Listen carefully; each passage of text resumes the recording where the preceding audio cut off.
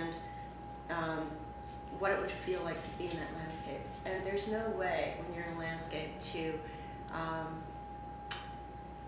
believe it unless you understand what the weather is, right?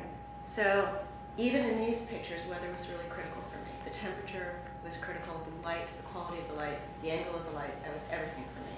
So I think about the weather, I think about where I'd like to be, and then I make a whole series of colors. You mix up the colors so that you create what looks on the palette like that time, that location, that circumstance. And then I just start painting. As scientists, we always think of ourselves as being totally rigorous, data-based individuals where A follows from B, follows from C, and even with the initiation of a new research project, we go out to discover something. If we look back both at our own research as well as history, most of the major discoveries were pure serendipity. So I guess this is part of our Feet to the Fire module, where we try to find common ground between the soul and the sun, so to say, in our relation between art and climate.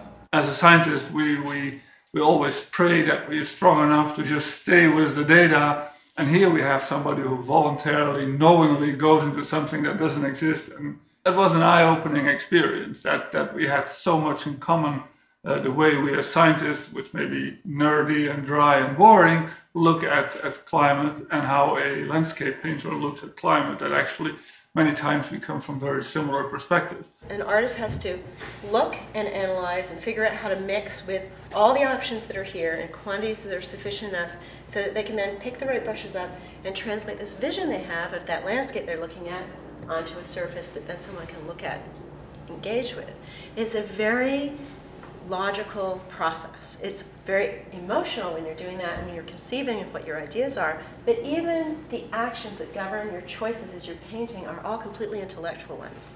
It's very analytical. So it's not too far away from chemistry in some ways. I guess I have the luxury of looking back at an almost 25-year teaching history, and when I started, I had in my classes really stippled out they have to know this, otherwise I am failing in my job. After 25 years of teaching, I now feel that actually learning about the way we think and the way we come to conclusions by times is just as important as hammering in those facts. And those standard layouts of my courses have shifted a little bit towards seeing the broader perspective of it.